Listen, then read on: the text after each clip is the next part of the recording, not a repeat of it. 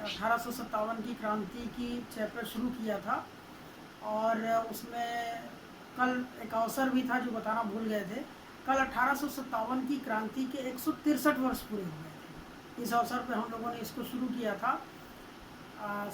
राजनीतिक कारण, धार्मिक कारण और आर्थिक कारण, इस पे हम लोगों ने फोकस किया था। आर्थिक कारण में कुछ और मुख्य बिंदु थे, जैसे कि सबसे पहले दादा भाई नेहरू जी ने एक पुस्तक लिखी थी, poverty and un British rule in India. उसमें बताया था कि किस तरीके से भारत में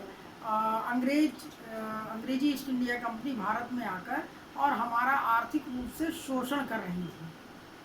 वैसे शोषण तो हर तरीके से कर रहे थे, लेकिन आर्थिक रूप से उद्घाटित किया था दादा भाई नेहरू जी ने। और उन्होंने बताया कि भाई हमारे यहाँ वो निवेश करते थे, और निवेश भी किस तरीके का कि हमारा ही पैसा टैक्स के रूप में लेते थे, जो भूमि कर के रूप में लेते थे, और उस कर को लेने के बाद हमें वो पैसा देते थे, और हमारे यहाँ से कच्चा माल अपने देश ले जाते थे और वहाँ से तैयार माल फिर भेजते थे। और 1853 से रेल व्यवस्था शुरू ही हो चुकी थी। गांव-गांव पहुंच रहा था माल, कुटीर उद्योग लगातार नष्ट होता जा रहा था और आर्थिक रूप से हम लोग कमज़ोर होते जा रहे थे। दूसरी चीज़, इसी चीज़ को मद्रास का जो मद्रास प्रेसिडेंसी के बोर्ड ऑफ रेवेन्यू के जो चेयरमैन थे जॉन सुलीवान, उन्होंने भी यही बताया कि भाई ऐसा है कि ये जो हम अर्थव्यवस्था है वो एक स्पंज की तरह काम कर रही थी। जैसे स्पंज गंगा नदी के किनारे पानी अच्छी चीज़ों को सोखता है और लंदन में टेम्स के किनारे ले जाकर उसको प्रवाहित कर देता है। तो इस प्रकार से वो जो अर्थव्यवस्था जो थी, उसमें क्या हो रहा था कि हमारा बहुत बुरी तरीके से शोषण हो रहा था। इन चीज़ों को उद्घाटित किया गया था। अब सैनिक कारण में आ जाइए। सैनिक कारण भी बहुत महत्वपूर्ण कारण था।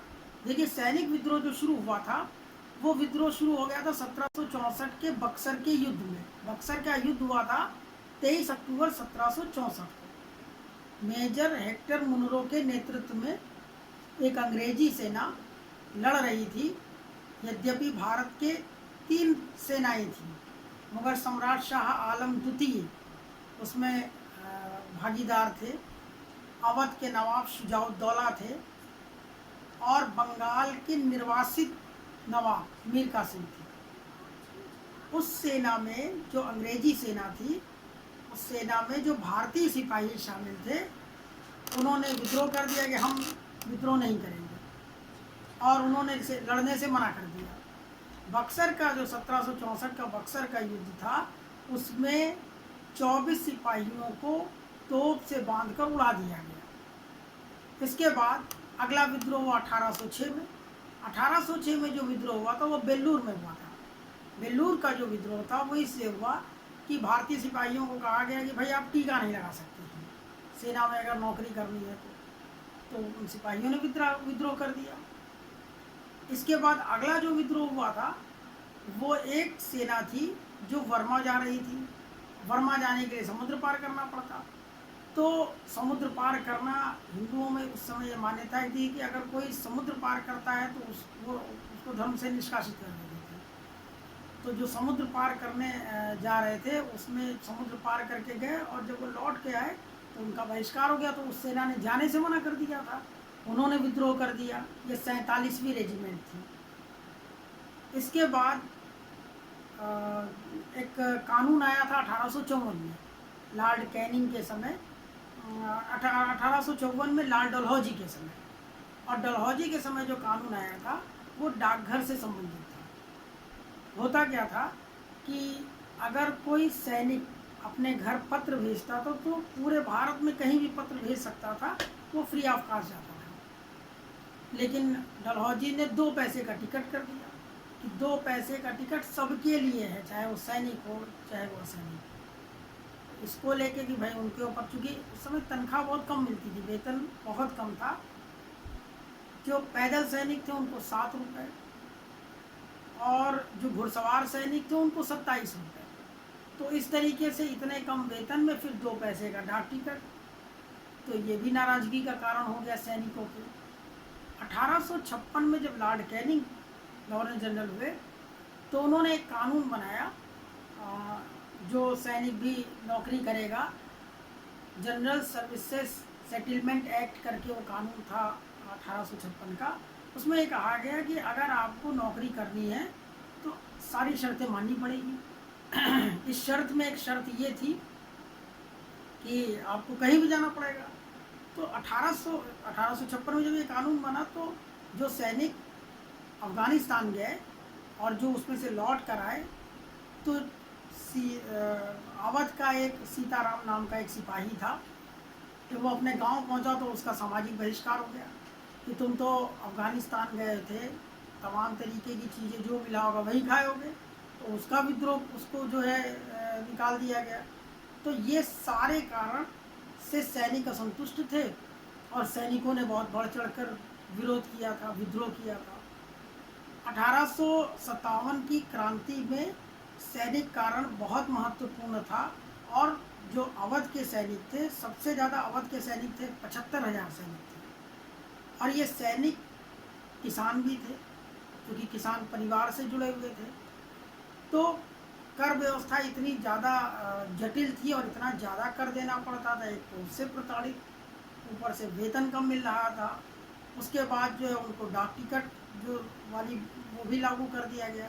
तो ये सारे कारण भी सैनिकों के असंतुष्टि का कारण बना और सैनिक विद्रोह जो हुआ था, सैनिकों ने जो विद्रोह किया था वो अपने साथ हो रहे अत्याचार को लेकर, वेतन में कमी को लेकर, और इसके अलावा उनकी पदोन्नति के जो जो एक ग्रेड था उसको भी हवलदार के ऊपर वो पदोन्नत नहीं हो सकते थे। तो ये एक कारण रहा। अब आ जाइए तात्कालिक कारण में। 1857 की क्रांति का जो तात्कालिक कारण था वो था चर्बी लगे कारतूस। चर्बी लगे कारतूस का अर्थ ये था कि पहले अंग्रेज जो राइफल प्रयोग कर रहे थे वो ब्राउन बैस राइफल था, ब्राउन बैस राइफल। और अब जो राइफल लेके आ रहे थे वो इनफील्ड राइफल था। इनफील्ड राइफल में जिस कारतूस का प्रयोग कर रहे थे उसमें चमड़ा चढ़ा होता था और उसमें गाय और सुअर की चर्बी का प्रयोग, और उसको जब कारतूस को चढ़ाते थे राइफल में तो उसको दांत से खींचना पड़ता था चढ़ाने के लिए। तो दांत से खींचने का मतलब गाय की चर्बी का प्रयोग का मतलब हिंदुओं के धर्म के साथ खिलवाड़।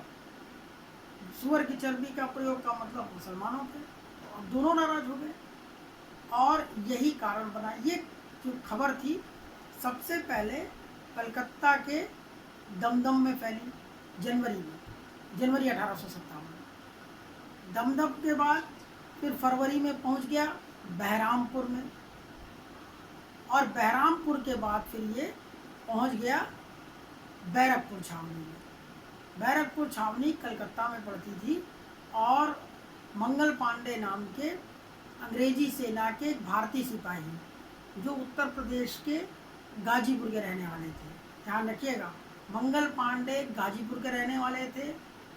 बैरकपुर छावनी कलकत्ता में पड़ती है और सबसे पहले ये खबर कलकत्ता में ही दमदम में है, ठीक है। तो और गाजीपुर उस समय तत्कालीन गाजीपुर था, आज का वो बलिया जिला है उत्तर प्रदेश का। तो मंगल पांडे ने विद्रोह कर दिया और दो अंग्रेज अधिकारी, पहले थे लेफ्टिनेंट बाग और दूसरे थे सार्जेंट हियर से या ह्यूसन कहा जाता है, उनकी हत्या हो गई। उनके मारे जाने के बाद उन पर मुकदमा चला मंगल पांडे पर, और इतना आनंद फानन में ये मुकदमा चला कि 8 अप्रैल को उनको फांसी की सज़ा दे दी गई। और उन पर अभियोग ये लगाया गया था कि लापरवाही से बंदूक साफ कर रहे थे, गोली चल गई और 2 अंग्रेज अधिकारी मारे गए। यही से कहा गया कि भाई अगर ये चर्बी वाला मैटर अगर ज़्यादा वो हो गया तो हर जगह विद्रोह होने लगेगा। और इसका परिणाम ये रहा कि ये आनंद फानन में मुकदमा चला, मारे गए। अब धीरे धीरे जो है लोगों के मन में भावना तो थी। विद्रोह की तिथि ये माना जाता है कि 31 मई रखी गई थी, लेकिन विद्रोह जो था वो 10 मई को हो गया।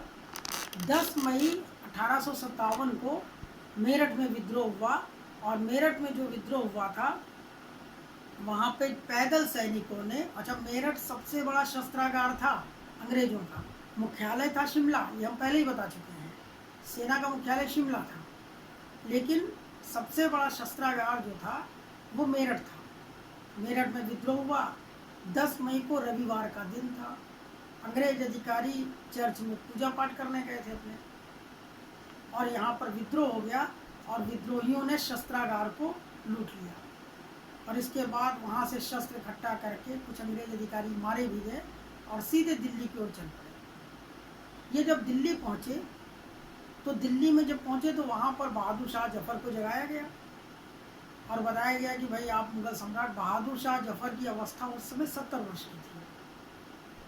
वो बुरी तरीके से घबरा गए और उन्होंने पहले आगरा स्थित अंग्रेज़ों की छावनी थी वहाँ पर इस बात की खबर की कि भाई विद्रोह हो गया है, लेकिन वहाँ से लेफ्टिनेंट गवर्नर आ ही नहीं पाए और सुबह होते होते पूरी दिल्ली पर कब्जा हो गया। दिल्ली पर कब्जा होने के बाद उनके नाम से आदेश जारी करने लगे। एक इतिहासकार ने लिखा है कि इनके जो सिंहासन था, चांदी का सिंहासन निकाला गया, झाड़ पोछ करके उसको जो है रखा गया और ये कहा गया कि भाई आप विराजमान होइए।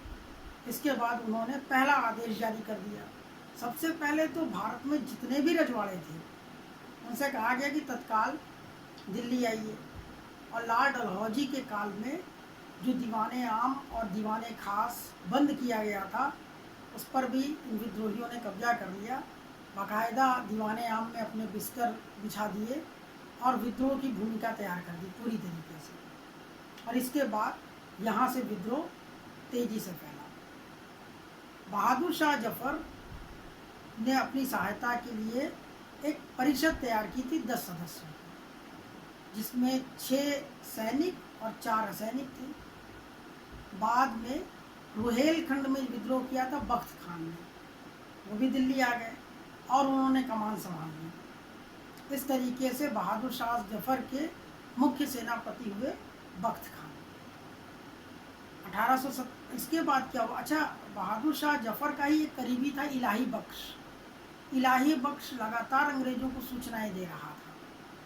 बहादुर शाह जफ़र जो थे बहुत बुजुर्ग थे और बहुत सारा निर्णय लेने की स्थिति में, जब जफ़र के बारे में कहा जाता है कि वो बड़ा धीरे धीरे निर्णय लेते थे। इसके बाद हुआ ये कि विद्रोह तो हो गया, इलाही बख्श लगातार खबर दे रहा था।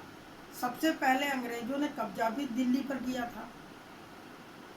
हडसन, जो कि अंग्रेजी सेना नायक थे, उन्होंने जब दिल्ली पर 20 सितंबर 1857 को कब्जा किया, क्योंकि दिल्ली ही केंद्र था सत्ता का और वहाँ अंग्रेज़ों का कब्जा करना भी अनिवार्य था, तो उन्होंने जब कब्जा किया तो बहादुर शाह जफ़र के पुत्र और पौत्रों को, जिसमें मिर्ज़ा मुग़ल, मिर्ज़ा ख्वाजा सुल्तान और अबू बकर, इन तीनों को दिल्ली के कश्मीरी गेट के पास खड़ा करके गोली से उड़ा दिया और इसके बाद पूरी दिल्ली पर उन लोगों ने कब्जा कर लिया।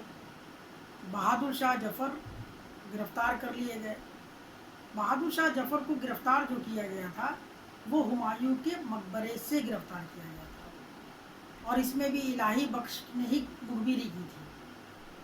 और हुमायूं का मकबरा आपको पता ही है, मेडिवल में हम पढ़ाएंगे भी। हिंदुस्तान का सबसे विशाल मकबरा था, मतलब सबसे विशाल क्षेत्र में फैला हुआ था और उसमें 7 मुग़ल बादशाहों के शव दफनाए गए हैं, मुग़ल बादशाहों और राजकुमारों। तो इस तरीके से बहादुर शाह जफ़र गिरफ्तार कर लिए गए, उनको निर्वासित कर दिया गया और उनको वर्मा भेज दिया गया मांडले जेल में। बहादुर शाह जफ़र कविताएं जफ़र उपनाम से लिखते थे। 1862 में उनकी मृत्यु हो गई। ये बहादुर शाह जफ़र दिल्ली पर कब्जा करना अंग्रेज़ों की बहुत बड़ी रणनीतिक विजय थी। इसके बाद बहादुर शाह जफ़र की पत्नी भी जीनत महल, उनको भी गिरफ्तार कर लिया गया था और इस तरीके से दिल्ली अंग्रेज़ों के हाथ में आ गई। विद्रोह का अगला जो वो था वो हुआ 4 जून को लखनऊ में। लखनऊ में बेगम हजरत महल के नेतृत्व में विद्रोह हुआ था। बेगम हजरत महल ने अपने पुत्र ब्रिजेश कादर को नवाब घोषित कर दिया बेगम हजरत महल की सहायता के लिए तात्या टोपे भी पहुंच गए थे कानपुर से, जब कानपुर में विद्रोह असफल हो गया। फैजाबाद से मौलवी अहमदुल्ला भी आ गए थे। मौलवी अहमदुल्ला तमिलनाडु के रहने वाले थे, उसको अभी अब बता रहे हैं। तो बेगम हजरत महल ने विद्रोह कर दिया। 5 जून को कानपुर में विद्रोह हो गया। कानपुर में नाना साहब के नेतृत्व में विद्रोह हुआ। नाना साहब बाजीराव द्वितीय, पेशवा बाजीराव द्वितीय के दत्तक पुत्र थे। इनका नाना साहब का वास्तविक नाम था धोंधू पंत, और नाना साहब के सेनापति थे तात्या टोपे। तात्या टोपे का वास्तविक नाम था रामचंद्र पांडुरंग, और तात्या टोपे की तुलना इटली के एक बहुत बड़े सेनापति थे, सेना नायक थे, गैरीबाल्डी, उनसे की गई थी। तो कानपुर में विद्रोह हो गया, और कानपुर में जो विद्रोह हुआ था तो वहाँ एक घटना घटी थी सत्ती चौरा की। एक अंग्रेजी सेना नायक थे वी व्हीलर, वो वहाँ पर मारे गए थे। नाना साहब का पतन हो गया और नाना साहब नेपाल चले गए। तात्या टोपे को बाद में सिंधिया के एक जमींदार थे मान सिंह, उन्होंने अंग्रेजों को सौंप दिया और तात्या टोपे को फांसी की सजा दे दी गई। झांसी में विद्रोह 5 जून को हुआ। झांसी में रानी लक्ष्मीबाई के नेतृत्व में विद्रोह हुआ। रानी लक्ष्मीबाई का वास्तविक नाम था मणिकर्णिका, बनारस की रहने वाली थी। मणिकर्णिका घाट भी बनारस में है। तो इस तरीके से रानी झांसी ने विद्रोह किया। रानी झांसी गंगाधर राव की विधवा थी, और इन्होंने भी दत्तक पुत्र गोद ले रखा था। इनका जो अंग्रेजों ने उस चीज़ को माना नहीं, और इनके विद्रोह को शांत किया था हीरोज ने। हीरोज ने इनको झांसी में पराजित कर दिया। इसके बाद जब झांसी में उसको रानी झांसी पराजित हो गई तो वहाँ से वो भागकर कालपी गई। कालपी से फिर वो ग्वालियर पहुँची। ग्वालियर में रानी लक्ष्मीबाई ने नाना साहब को पेशवा घोषित किया था। सिंधिया ने रानी लक्ष्मीबाई का साथ नहीं दिया, लेकिन ग्वालियर के सैनिकों ने रानी लक्ष्मीबाई का साथ दिया, और इस तरीके से रानी लक्ष्मीबाई और जनरल हीरोज के बीच में वहाँ पर भी युद्ध हुआ और रानी लक्ष्मीबाई मारी गई। वहीं पर ग्वालियर में रानी लक्ष्मीबाई की समाधि है, और उस समाधि में जनरल हीरोज की उक्ति लिखी हुई है, यहाँ पर सोई हुई महिला क्रांतिकारियों में एकमात्र मर्द है। इसके बाद पूरे भारत में विद्रोह फैलता चला गया, और असम में विद्रोह हुआ। असम में दीवान मनीराम दत्त थे, जो आसाम के अंतिम राजा के दीवान थे, और उन्होंने दीवान मनीराम दत्त ने उनके प्रपोत कंपदेश्वर सिंह को राजा घोषित कर दिया। दीवान मनीराम दत्त पकड़े गए और उनको कलकत्ता में फांसी की सजा दी गई। उड़ीसा में उज्ज्वल शाही और सुरेंद्र शाही के नेतृत्व में विद्रोह हुआ। राजस्थान के कोटा में जयदयाल और हरदयाल के नेतृत्व में विद्रोह हुआ था, और वहाँ बहुत तेज़ी से वो विद्रोह फैला था। जयदयाल पकड़े गए। मेजर बर्टन ने जयदयाल को तोप के मुंह से बंधवाकर और उड़वा दिया था। इसी तरीके से पूरे उत्तर भारत में विद्रोह फैलता चला गया। विद्रोह जो था, अब ये देखिए कि उत्तर भारत में विद्रोह हो गया और काफ़ी हद तक प्रभावित रहा, लेकिन कहाँ कहाँ शांत रहा? पंजाब शांत रहा।